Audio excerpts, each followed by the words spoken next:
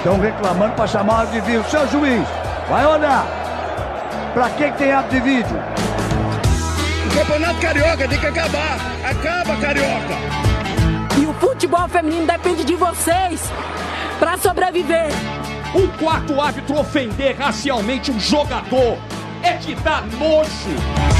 Vocês são demais, cara. Salve, salve! Seja muito bem-vindo, seja muito bem-vinda ao episódio número 16 do podcast Chuteira Ativista. Eu sou Guilherme Medeiros e neste programa vamos falar sobre a venda do Newcastle para o Fundo de Investimento da Arábia Saudita. Antes de apresentar o Reni, aqueles recados importantes. Você pode nos seguir nas redes sociais. Estamos no Twitter e no Instagram como @chuteiraativista. Você que está nos ouvindo pelo YouTube, pode se inscrever no nosso canal, Chuteira Ativista, deixar o like e comentário.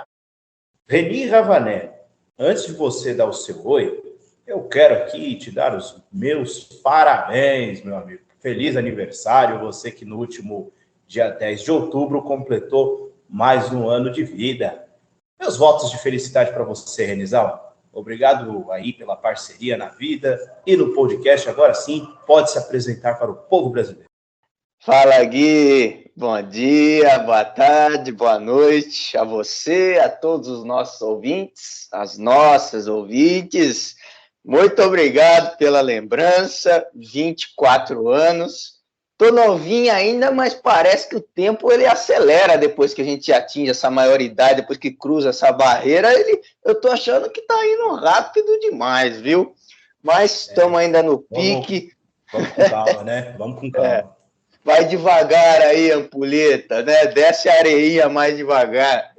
Mas, Gui, eu julgo que esse nosso 16º episódio talvez seja um dos mais importantes que a gente fez até agora, porque acho que fala da essência desse projeto nosso, né?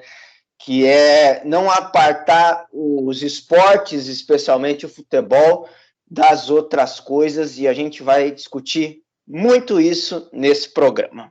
Então, bora lá para a nossa introdução. No dia 7 de outubro, o Newcastle da Inglaterra foi adquirido por um fundo de investimentos da Arábia Saudita. Os valores da transação não foram divulgados, mas, de acordo com a imprensa britânica, gira em torno aí de 300 milhões de libras, cerca de 2,2 bilhões de reais. A aquisição veio logo depois da aprovação da Premier League. Além disso, um acordo entre os sauditas e a emissora do Qatar, beIN Sports, permitiu a retomada das negociações para a compra do Newcastle. Isso porque em julho de 2020 foi encerrada essa operação depois que a Premier League e o governo inglês acusaram a Arábia Saudita de pirataria nas transmissões do campeonato inglês no país. Tinha uma tal de BeOutKill lá, uma emissora fake. O clube pertencia, o Newcastle United, pertencia ao empresário britânico Mike Ashley desde 2017. Ele foi vendido, o Newcastle, para um grupo liderado pelo Fundo de Investimento Público da Arábia Saudita, que é do governo saudita em si. A venda do clube se encaixa em mais um caso de sports washing, que é o uso do esporte como uma forma de apagar ou esconder ações que governos não querem que sejam conhecidas pelo resto do mundo. Os dois casos mais famosos no mundo de sports washing são o PSG, que pertence ao Qatar, e o Manchester City, de um grupo de Abu Dhabi dos Emirados Árabes Unidos. Entretanto, os outros 19 clubes da primeira divisão inglesa pediram uma reunião emergencial para pressionar a Premier League. A preocupação das agremiações é de que a marca da liga possa ser danificada. Além dos clubes, a Anistia Internacional quer se reunir com o presidente executivo da liga, Richard Masters, para debater a compra do Newcastle. A ONG descreveu a negociação como, abre aspas, um golpe extremamente amargo para os defensores dos direitos humanos. Fecha aspas. Por outro lado, a Premier League afirmou que tem garantias juridicamente vinculativas de que o Estado da Arábia Saudita não controlará o clube. Ah, tá bom então.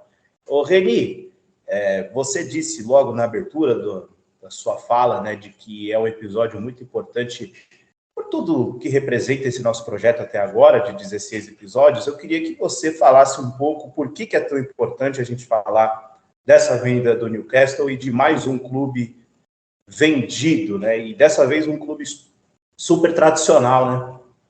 Exato, Gui. Olha, primeiro eu gostaria de falar que, até para situar o nosso ouvinte, eu mesmo não conhecia muito a respeito do Newcastle, a gente vai pesquisar sobre, né? E aí eu descobri que a torcida, primeiro, que odiava esse tal de Mike Ashley, né? Não gostava desse dono, estava muito satisfeito. Se a gente pega a tabela da Premier League hoje, o Newcastle está na zona de rebaixamento, como foi rebaixado 2 vezes recentemente, e é uma das maiores torcidas da Inglaterra, por um ranking que eu tive acesso aqui, pelo menos a 7ª força inglesa em termos de fanbase aí, dos torcedores. Então, é um pessoal que está muito descontente com o time, que não ganha nada há muito tempo, mas é aquela coisa, né? Oportunidade de se tornar o clube mais rico do mundo. Só que a que circunstâncias, né? A que concessões?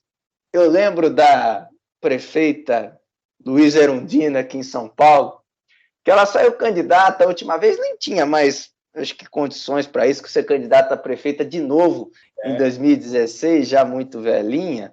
Mas ela falava, quando perguntavam de alianças para ela, né, que falava que a gente não pode fazer concessões éticas. Ela falava aquele jeitinho dela, né? Lembrei, e eu acho que isso é muito importante em várias situações, não só na política, acho que tudo que envolve poder. E sobre esse aspecto, eu acho que é uma concessão ética, moral, perversa que está se fazendo ao fundo árabe, ao governo saudita, que é muito conhecido por violações de direitos humanos, e entre outras coisas que a gente ainda vai detalhar nesse programa, mas nesse comentário inicial, eu acho que não vale esse movimento diante disso que aconteceu. E a frase que você citou da Premier League aí é uma piada, né? A Premier League, quando houve a efetivação dessa venda, fez um statement, né? Um posicionamento de 6 linhas lá. Como você já colocou aí, a Premier League diz que recebeu garantias juridicamente vinculativas de que o Reino da Arábia Saudita não controlará o Newcastle United Football Club. Aí depois eles complementam: todas as partes estão satisfeitas por terem concluído esse processo que dá certeza e clareza, abre aspas, ao Newcastle e aos seus adeptos. Bom, não poderia discordar muito disso, né? Certeza e clareza não existem nesse processo, e satisfeita realmente a Premier League está, porque ela não liga muito dessas outras coisas aí, ela liga só para grana. O que você acha disso, Gui? Pois é, né, Reni? A venda do Newcastle, para mim, é uma vergonha, porque está sendo vendido por um estado em que as mulheres não têm o mesmo direito que os homens, é um regime que mata jornalistas. Já a gente vai falar um pouco sobre o homem que vai assinar o cheque, né? É um lugar que você não tem liberdade de expressão, você não tem a liberdade da sexualidade, sem oposição política. E eu fico muito triste de ver um clube que tem origens operárias. O Newcastle tem a sua origem muito a região é uma região muito com um poderio econômico muito inferior a outras grandes metrópoles da Inglaterra. O clube vai virar uma peça geopolítica, né? Um exemplo do que é o Paris Saint-Germain e é o Manchester City. E até eu fico um pouco chateado que nessa temporada o Paris Saint-Germain fez a janela que fez. E a gente sabe com que dinheiro está vindo ali, e pouca gente comentou sobre isso. Acho que, não sei se é por um certo desgaste já também de falar de onde vem o dinheiro, que as pessoas simplesmente esqueceram, só olharam pelo lado da festa que é e que será, caso o time encaixe, né, ter Lionel Messi, Neymar, Mbappé, e lá atrás o Donnarumma no gol. Então, eu fico muito triste mesmo, cara, é uma vergonha. E você leu a nota da Premier League, que bela hipócrita, né? É o campeonato, porque a Premier League vira e mexe faz campanhas contra a homofobia. Então eu quero ver qual vai ser a cara de pau para fazer campanha contra a homofobia agora. Imagina fazer, Reni, logo, daqui um ano ou dois, mais ou menos, em que o Newcastle já vai estar minimamente estruturado com essa grana árabe. Imagina uma campanha contra a homofobia no estádio do Newcastle, Reni, né, com esse fundo saudita. É uma vergonha, é muito triste, já a gente até aprofunda um pouco mais, Reni, mas eu acho importante a gente também falar quem é o homem do cheque, né, porque é um fundo saudita, mas tem um cara por trás, tem um cara que vai assinar o cheque por trás. Vamos falar sobre o homem? Mohammed bin Salman comanda a Arábia Saudita, já que o rei Salman bin Al Saud sofre de Alzheimer. O príncipe de 36 anos tem o nome ligado ao assassinato do jornalista Jamal Khashoggi e à violação de direitos humanos. O príncipe é apontado pela inteligência estadunidense como mandatário do assassinato e esquartejamento de Khashoggi no consulado da Arábia Saudita em Istambul, capital da Turquia. Além disso, Bin Salman é tratado como um criminoso de guerra pela intervenção na guerra civil do Iêmen, que está se arrastando aí desde 2015. O governo saudita é acusado de bombardear áreas de refugiados, interceptar navios de comida, além de massacrar os civis. Mohammed é acusado apontado por organizações dos direitos humanos, como responsável por prender e executar a oposição ao governo, né, pessoas contrárias ao governo. Mas a gestão de Bin Salman é vista no país como modernizadora, por ter derrubado a proibição de mulheres dirigirem automóveis, olha só, e tem um bom relacionamento vulgo, é amiguinho de Donald Trump, ex-presidente dos Estados Unidos, e até, podemos dizer assim, do presidente brasileiro Jair Bolsonaro, que em 2019 recebeu Mohammed bin Salman e disse ter certa afinidade, entre aspas, com ele, né? Nosso presidente é um estúpido, não sabe o que fala. Daqui a pouco esse homem vai vir para o Brasil querer comprar alguém, hein? Cuidado. Tem até um periódico italiano, eu desconheço porque não acompanho, que está falando aí que esse fundo árabe quer comprar a Inter de Milão, o Olympique de Marseille e um clube brasileiro. Vamos esperar um pouquinho para ver, mas a gente sabe que dinheiro os caras têm, né? Dinheiro os caras têm e a sede aí a sede também é enorme.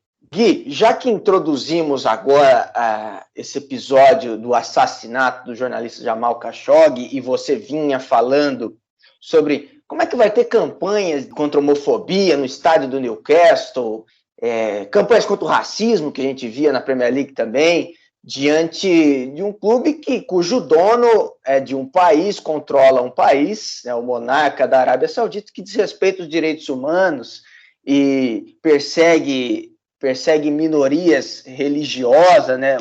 Os membros da minoria xiita que vivem na Arábia Saudita enfrentam uma discriminação tremenda. E eu estou contextualizando tudo isso porque nessas últimas semanas, Gui, aconteceram dois fatos que eu vou dizer aqui que são curiosos quando relacionados com essa venda do Newcastle. O primeiro, um dia após o anúncio da venda do Newcastle, foi divulgado o Prêmio Nobel da Paz.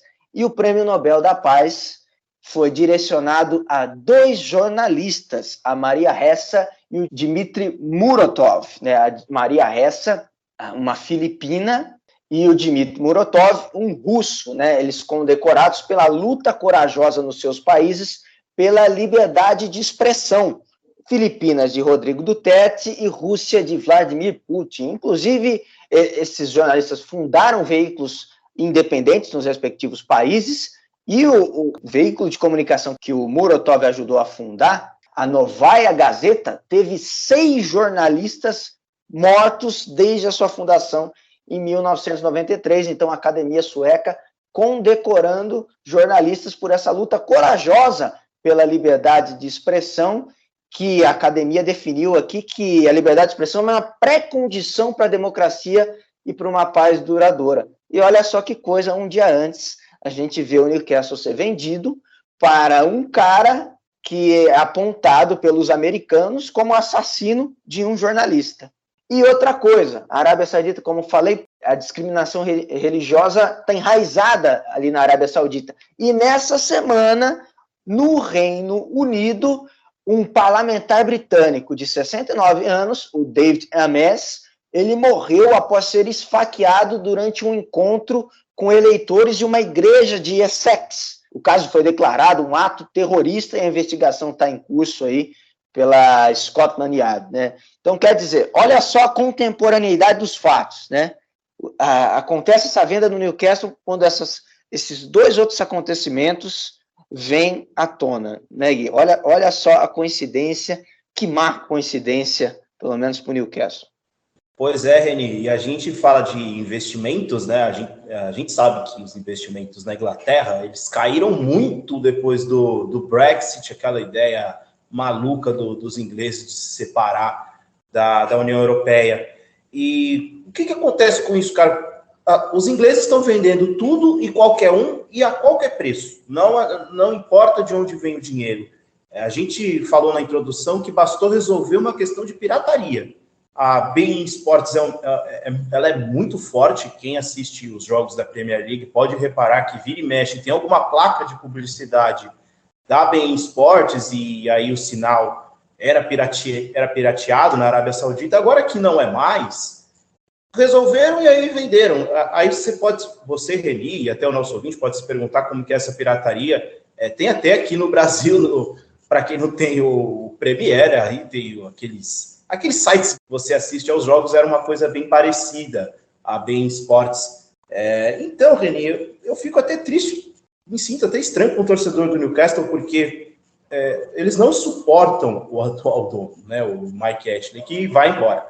Eles não suportam. O Newcastle briga sempre para não cair na Premier League, conseguir um respiro na reta final da última temporada, mas já está de novo enterrado, é o vice-lanterna. Você imagina esses homens chegando, Reni, com o time brigando para não cair, hein? O time, ou até mesmo o time rebaixado. Seria curioso. Mas tem o outro lado do torcedor, porque ele fica feliz porque ele olha esse dono horroroso e também ele olha para os exemplos do Chelsea com o Roman Abramovich, que tem relações com o Vladimir Putin, ficou quinquilionário depois da separação da União Soviética, do fim da União Soviética, e também para o Manchester City, né, que é o principal exemplo na Inglaterra. Só até sobre o City, o investimento não vai só para o clube, vai para a região. Newcastle é uma das regiões da Inglaterra que mais tem desemprego atualmente. Então, vai ter muita geração de emprego, só que a esse custo. Esse é o sports washing. Os caras compram um clube, fazem melhorias no clube, na região do clube, mas acabam... a que preço, né? A que preço? É dinheiro banhado de sangue. Então, acho legal, Reni, trazer todos esses pontos dessa venda. Eu não concordo com isso, acho que você também não, porque isso destroça tudo que o futebol representa para a gente, que é paixão. A gente bateu muito nessa tecla quando conversamos de clube-empresa aqui com o Mansur. Paixão é um negócio inegociável para mim, para o Reni e para muitos torcedores. Outros, alguns nem tanto. Mas acaba muito com a essência do futebol essa venda do Newcastle, que no médio e longo prazo estará aí lá em cima na tabela brigando por título, caso as coisas sejam bem planejadas, né? A menos que os caras também atropelem tudo. Gui, e eu compartilho dessa tristeza que você externou aqui, porque a Premier League, né, é o campeonato mais competitivo disputado no mundo, né? E eu fico me questionando, será que ela se tornou isso por causa dessa entrada de muita grana desses países altamente controversos? Também, eu acho que até certo ponto sim, né? Não só por isso. E você falou dos sports washing, a Arábia Saudita já é clássica nessa prática, né? Não só ela ali no mundo árabe, mas é clássica. E eu trago um exemplo simultâneo de sports washing e de greenwashing, né? Que o sports washing veio depois do greenwashing, né? O que é o greenwashing, né? Empresas mega poluidoras que fazem investimentos ali localizados em ações, né, verdes, para justamente encobrir essa imagem de poluidoras. qual é o exemplo que eu quero dar? A Saudi Aramco, terceira petroleira maior do mundo, né, que é a saudita, né, pertencente à estatal do governo saudita, assinou em 2020 um acordo multimilionário com a Fórmula 1 para ser um dos principais patrocinadores da Fórmula 1, ao lado dos patrocinadores de sempre da Fórmula 1, Rolex, Heineken, Emirates, Pirelli, enfim. E isso, a gente está falando aqui da hipocrisia da Premier League. É a hipocrisia da Fórmula 1, porque a Fórmula 1, ela falou que tinha um objetivo estratégico de não emitir carbono até 2030, essa melhoria nos carros e tal, e aí você faz um acordo, né, multimilionário, talvez bilionário, né, com a maior poluidora do mundo. Então, é a hipocrisia comendo solto. E a gente falou do governo inglês, vamos falar do governo americano também, né, Gui? Porque, assim, como a gente adiantou na introdução, foi um relatório dos Estados Unidos, né, da CIA, da inteligência americana, que revelou, que apontou o dedo para o Mohammed bin Salman, e a gente nem está chamando aqui ele de MBS, como chamam por aí, porque esses caras não tem que ganhar apelidinho, não. É Mohammed bin Salman, a gente fala o nome dele inteiro, né? Foi apontado pela inteligência americana como responsável pela morte do jornalista, pelo assassinato no consulado turco do jornalista Jamal Khashoggi. E o governo Biden, Gui, o Biden, olha só, na campanha, né? A campanha parece um universo paralelo, né? Na campanha, o Biden chamou a Arábia Saudita de Estado pária, sem nenhum valor social redentor. Aspas para o Biden da campanha, das prévias democratas. Mas aí, né, vem o relatório da inteligência, autorizado pelo próprio Biden, claro, não ia deixar de passar por ele, mas depois, né, o que acontece? O New York Times divulga que o presidente Biden decidiu que o custo diplomático de penalizar diretamente o príncipe herdeiro da Arábia Saudita é muito alto, né? Nesse caso do Jamal Khashoggi. E aí, a demonstração, isso era o que já se imaginava, e confirmado meses depois, o relatório é de fevereiro de 2021, e em julho, o governo Biden recebe o príncipe Khalid bin Salman, né, que é justamente o irmão do Mohammed bin Salman. Então assim, né, hipocrisia jorrando em terras anglófonas, né, Gui? Pois é, Reni, você falou da Fórmula 1 e até no momento em que o chuteiro ativista troca a chuteira pelo motor, né?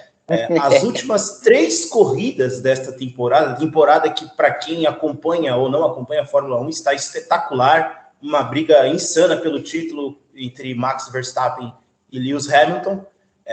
As últimas 3 corridas serão nesse mundo árabe aí, né, Reni? Eu não me lembro a ordem agora de cabeça, mas nós vamos ter corridas no Catar, nos Emirados Árabes e na Arábia Saudita. E no dia 15 de outubro, a Fórmula 1 divulgou o calendário de 2022 com 23 corridas, Reni, no intervalo de 8 meses. E claro que tem corrida nesse mundo aí árabe. Teremos uma corrida na Arábia Saudita e a última corrida da temporada do ano que vem será em Abu Dhabi. Então, a Fórmula 1 também, há muito tempo já, né, se vendeu para esse mundo árabe. Você também, de forma brilhante, expôs aí a hipocrisia do atual presidente dos norte-americanos, né? Exato, Gui. E só para fechar esse assunto, antes da gente ir para os nossos quadros especiais, eu queria trazer a palavra aqui da viúva, né, do Jamal Khashoggi, a ex-esposa dele, que falou para a Sky News, a Hatice Cengiz, né? Porque quando a gente fala de direitos humanos, existem alguns pensadores que dizem que direitos humanos é um produto de exportação do Ocidente. E eu concordo com a ideia de que o seu nascedouro é dos países ocidentais. Só que olha o desrespeito deles com isso, né? Então, eles engrossam essas críticas, né? Em nenhum momento, o chuteiro ativista e nós aqui vamos achar aceitável qualquer forma de discriminação, assassinatos, etc. Mas o Ocidente, a cria dos direitos humanos, né, da Declaração Universal dos Direitos Humanos, né, é uma cria de países ocidentais, das grandes potências, e eles mesmos estão desrespeitando. Então, o que a Ratice Cengiz falou para a Sky News foi o seguinte, abre aspas para ela: eu estou realmente triste com isso, a venda do Newcastle. Acho que o dinheiro é mais importante que qualquer coisa na vida. Quero lembrar que existem valores mais importantes do que o dinheiro. É muito doloroso ter que lembrar esses valores ao Ocidente. Fecha aspas, foi muito bem a Cengiz. Perfeito, Reni. E aí, só para fechar de vez, eu e você, e talvez o nosso ouvinte, né, pelo público que a gente alcança, não concordamos com esse tipo de coisa, e infelizmente daqui uns 15 anos, se o projeto do Newcastle andar bem, como anda bem o projeto do Manchester City, como anda bem esportivamente, claro, né, o projeto do Paris Saint-Germain, vão esquecer de onde veio o dinheiro, com certeza. Reni, vamos agora para os nossos quadros aqui do Chuteira Ativista. Reni, no dia em que provavelmente o pessoal estará ouvindo, no dia 17 de outubro, 3 clubes fazem aniversário. A Atalanta vai completar 114 anos, a Atalanta de Bérgamo, lá na Itália, fazendo grandes campanhas na Série A italiana, jogando até Champions League já algumas temporadas, e joga um futebol bem legal, bem agradável de se ver, num trabalho que vem sendo desenvolvido pelo técnico Gianpiero Gasperini desde 2016, um trabalho espetacular. E também, Reni, em terras britânicas, o Leeds United, Reni, completando 102 anos, Leeds aí do técnico Marcelo Bielsa, argentino, figura de inspiração para muitos treinadores, e também do Rafinha, que brilhou aí na data FIFA, na gloriosa data FIFA, jogou muito nos Jogos do Brasil, principalmente na goleada frente ao Uruguai. Mas, Reni, tem um clube brasileiro fazendo aniversário aí que a gente vai homenagear. Diz aí, Reni. É o glorioso Clube Esportivo Sergipe, Gui, completando, olha, 112 anos de história. Antes de botar o hino, eu queria dizer uma coisa que a gente está até fazendo justiça. Sabe por quê, Gui? Porque eu descobri recentemente que um dos principais rivais do Sergipe é justamente o Itabaiana, que nós já trouxemos aqui o aniversário do Itabaiana. Somos Itabaiana, cidade celeiro. Né? Então, fazendo justiça aqui, trazemos o aniversário do Sergipe, até pesquisei aqui, é chamado de Clássico da Paz. Tomara que realmente as torcidas congreguem, festejem esse clássico em paz. Mas solta o hino do Sergipe, DJ! 50 anos, Sergipe, o teu nome, deste estado na vida do esporte, todo o tempo a passar não consome, bravo clube dos filhos do norte, o pedrão abriu pro levando, de Sergipe este clube altaneiro, para a frente, a bom onde vamos, sob a luz. Olha, Reni, 36 vezes campeão sergipano, é o atual campeão do estado. Neste ano foi até a segunda fase da Série D, acabou eliminado nas penalidades máximas para o Campinense. Tem como casa o estádio Batistão, o meu pai é do Sergipe, meu pai fala muito do Batistão, que também virou arena, Reni, oh, meu Deus, tudo agora vira arena. Quem assiste aos jogos do Confiança, da Série B, os times jogam no mesmo estádio, tá lá, Arena Batistão, oh, tristeza, mas tá aí registrado, parabéns ao Sergipe, completando 112 anos de história. E agora, Reni, é o quadro que o povo brasileiro mais gosta aqui no Chuteiro Ativista, que você vê.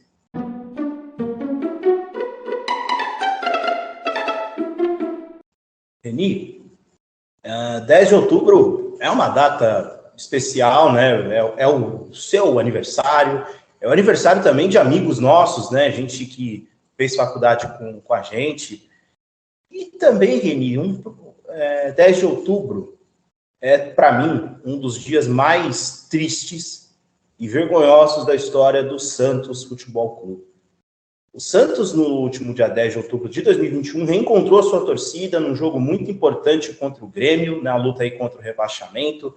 Aquele gol do Wagner Leonardo foi a torcida que fez aquele gol, né? Foi bem legal a energia na Vila.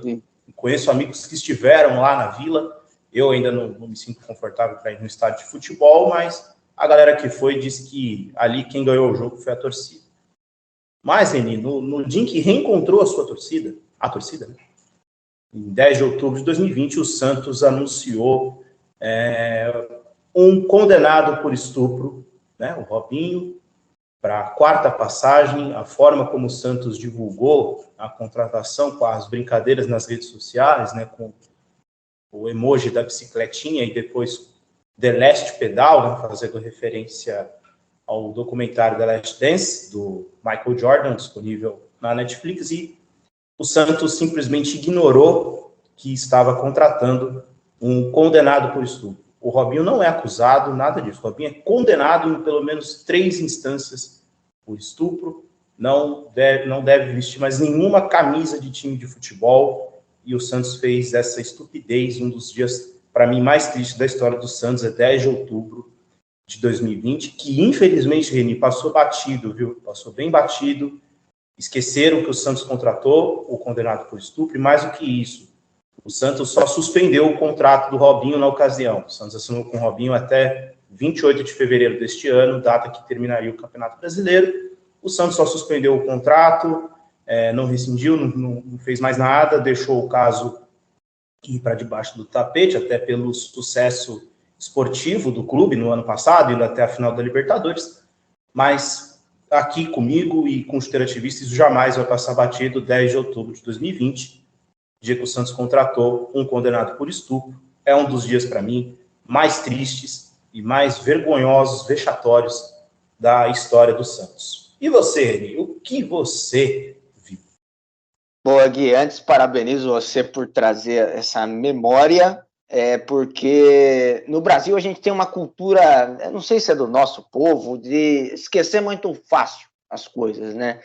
E percebo isso por tragédias recentes, Mariana, Brumadinho, como isso passa, parece que não aconteceu nada. Mesmo recentemente, um ano depois da lei aprovada, que mudava, que pedia para não existir mais barragens como a de Brumadinho, continua existindo, tem mais de 50 desse tipo ainda. Então a gente tem que cobrar mesmo. Você faz muito bem de lembrar.